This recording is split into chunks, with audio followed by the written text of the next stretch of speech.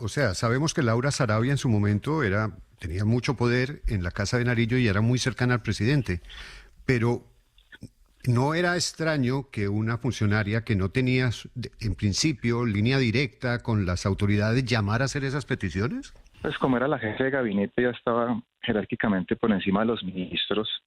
Pero sí, realmente, de acuerdo a lo que dispone la Ley 62 del 93, quien dirige y manda dentro de la policía después del director general hacia arriba es el ministro de Defensa, no ella.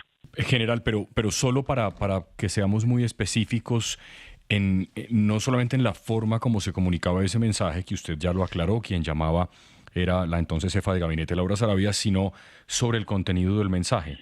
¿Era para que no se adelantaran operaciones que estaban a punto de suceder o cuando ya habían comenzado, o ambas cosas? Y cuando ya estaban culminadas realmente, cuando ya estaban culminadas era el mensaje de reproche frente a la excusa del proceso de paz para no hacer nada. Claro, y justamente eso, ¿qué efecto tuvo en el fortalecimiento, en este caso del Clan del Golfo y también de otros grupos? Porque el informe de Noticias Caracol hace énfasis en ese tema, en que las decisiones que se tomaron frente a la purga de oficiales de la policía, del ejército, frenar bombardeos, entre otras acciones militares, pues terminaron fortaleciendo y aumentando la capacidad del Clan del Golfo. ¿Qué información puntual tiene usted sobre la consecuencia de esas decisiones que se tomaron? Yo heredé más o menos unas 10 operaciones de inteligencia de mi antecesor Jorge Luis Vargas Valencia, estructuradas, listas para realizar, no solamente contra esa estructura criminal, sino contra otras, FARC y ELN concretamente. De esas operaciones realmente no se pudo desarrollar ninguna porque no fue autorizado el tema de entrega de las armas pesadas, no fue posible hacer eso. Necesitábamos la intervención de la Fuerza Aeroespacial para ese propósito, por la magnitud de los objetivos, la ubicación de los mismos y el grado de peligrosidad que representaba si se hacía una infiltración terrestre sin que previamente se hubiera hecho eso. No se pudieron hacer, no se pudieron concretar, lastimosamente, y claro, eso desencadenó un fortalecimiento. Pero, de todas general, las qué pena lo estructuras. interrumpo. ¿Qué tipo Sí, de señor. armas eran las que necesitaban para ese tipo de operaciones? ¿Cómo era ese tipo de movimientos? Aclárenos bien, por favor. La entrega de armas pesadas es el bombardeo, básicamente. La utilización de bombas inteligentes para abatir un blanco en tierra, un objetivo militar, que de paso se ha dicho el objetivo militar no es una persona, sino un lugar. Sí, y general, ¿alguien le dijo a usted, Laura Sarabia o cualquier otra persona, al ministro de Defensa, que esa negativa a dar vía libre para los bombardeos y para ciertas acciones militares tenía que ver con una petición puntual que se estaba dando por parte de quienes estaban sentados con el gobierno en mesas dentro de la paz total? No solamente el tema siempre fue el proceso de paz y por supuesto, de acuerdo a la ley de orden público, pues en cabeza del gobierno nacional está la representación de la autoridad frente a permitir o no autorizar ese tipo de actividades frente a un proceso de paz. Luego, pues jurídicamente era viable y por supuesto el acatamiento a esas instrucciones se hizo desde la dirección de la Policía Nacional sin ningún miramiento. General, quisiera preguntarle sobre el DNI. ¿El DNI puso generales y quitó generales de la República? ¿Hizo seguimientos a generales? Particularmente no tengo información puntual que señale eso durante mi dirección, pero posterior a mi salida sí me enteré de una injerencia, no digo que ilegal, pero tal vez sea arbitraria en asuntos propios de la Policía Nacional, en revisión de hojas de vida de oficiales que eran tachados no por temas de corrupción, sino precisamente por sus actividades operativas en contra de grupos armados. General, pero muy frustrante que... Juan Diego, Sí. ya me queda claro por qué sacaron Sí. a este general, ¿no? Pero sí, Este el cuento era- que nos este era- vendieron... Será un palo en la rueda. Pero absoluto. Lo del tema de sus declaraciones sobre el tema de la religión y demás, nada que ver, ya está clarísimo. General, pero lo que quisiera preguntarles, para usted que lo evalúan como director de la policía por los resultados de los operativos contra el crimen, ¿no era muy frustrante que pues usted, sabiendo que tenía una operación lista para dar un golpe durísimo a estas bandas criminales, no pudiera hacerlo? Usted dormía tranquilo cuando ponía la cabeza en la almohada, decía, pero ¿por qué esto? ¿No pensó en irse antes de...? Romanos 8:28, Dios dispone las cosas para bien de quienes lo aman, así que frustración ninguna, preocupación ninguna, tranquilidad absoluta en mi lecho.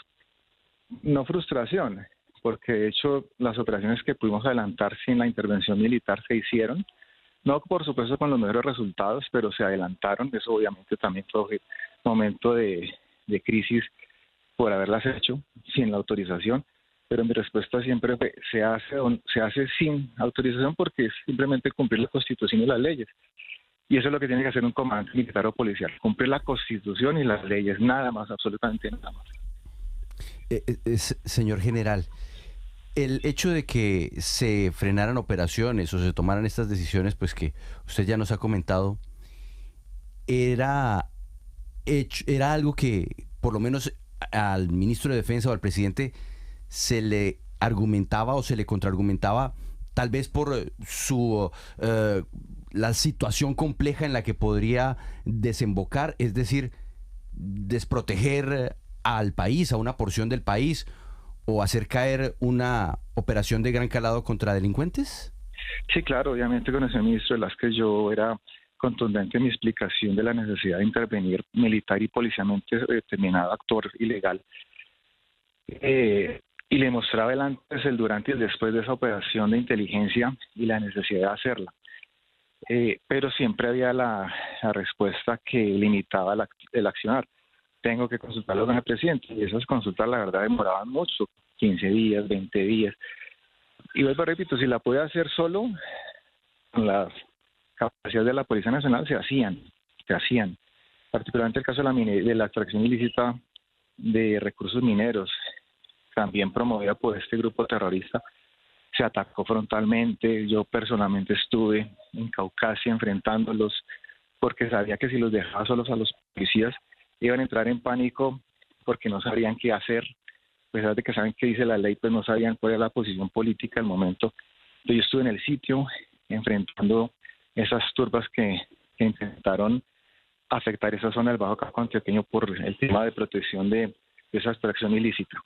General, nos está escribiendo la embajadora en el Reino Unido, Laura Sarabia, y nos dice que salvo en una ocasión, en efecto, por las protestas de mujeres en Bogotá, que usted ya mencionó, porque ustedes sacaron el UNDMO, ella lo llamó, pero que jamás se hizo una llamada para parar una operación o para manifestar alguna molestia con una operación contra un grupo al margen de la ley, y que había consejo de seguridad semanalmente y que usted nunca manifestó ninguna inquietud. ¿Usted tiene pruebas de que hubo más llamadas o fue solamente esa por ese caso particular?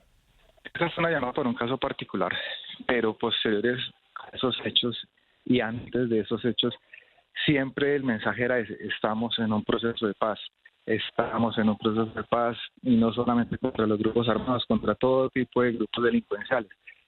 Y decía, bueno, de acuerdo a lo que establece la ley de orden público, los procesos de paz son contra grupos armados organizados al margen de la ley, no contra todos los grupos delincuenciales. La delincuencia social se combate de una manera especial y a través de las herramientas básicas de policía y de policía judicial.